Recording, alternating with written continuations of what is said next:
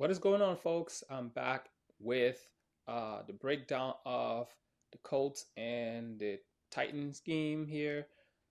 This game was wild from the jump. Uh, I mean, Jonathan Taylor.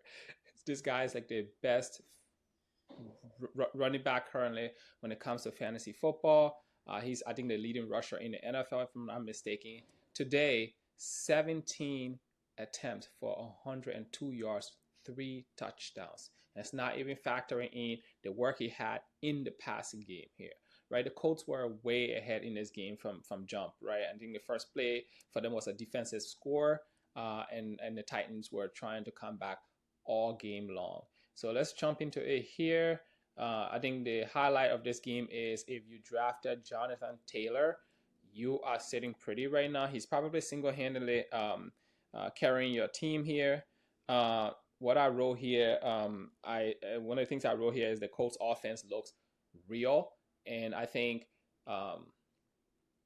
Daniel Jones is executing the plays as called by Shane Steichen. So he's running the offense really efficiently, and you are seeing that all of the players in this offense are actually reaping the benefits from it. Alex Pierce is a guy to really keep an eye on from this one. I mean, they overturned one of his biggest play in this game. It maybe was 40 plus or 50 plus yardage. It was overturned, but if this is how the offense is going to look, make sure you are going and picking up Alex Pierce.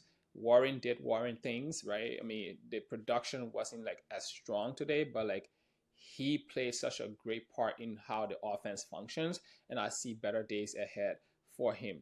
Josh Downs was a little quiet today, but I think there's more to come here. From game to game, you will see different guys step up here. I think going forward, I will if I had Pittman, and I do have Pittman in some leagues, I will start him. He's not gonna like give you the best performance every game, but I think over the course of the season, he's gonna have really good weeks. You're not gonna know when it's gonna come, so just start him, right? There'll be games where they are ahead and they're gonna run the air out of the ball. There are gonna be games where they may need to throw the ball more, right? And so trying to figure out what those matchups are and starting him is what I will do and what I'm going to do.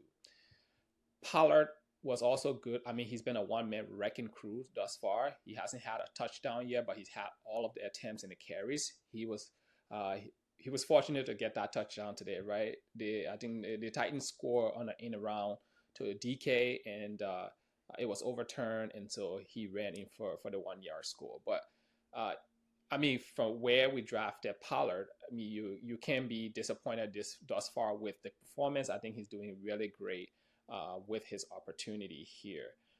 In terms of other players in this game, there's not really much else to take away here. I think Daniel Jones is going to be a part of the Colts running game, so make sure I mean, the backup here would be Giddings maybe, but it's not really.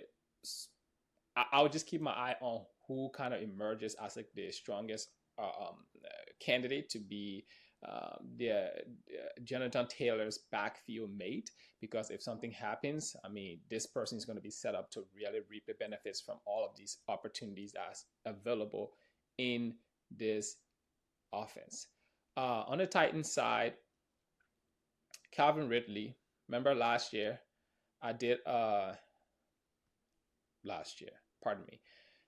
Last week when I did my takeaway video, I told you all to sit Calvin Ridley. And if you still had him in your roster, that is on you, because, I mean, 1 for 27. For where we drafted this guy, I mean, I cannot trust Calvin Ridley until I see it consistently. He's going to be out of my lineup going forward until further notice, until I see a string of weeks where I can trust that this is the real Calvin Ridley. It's not like he doesn't know how to play football.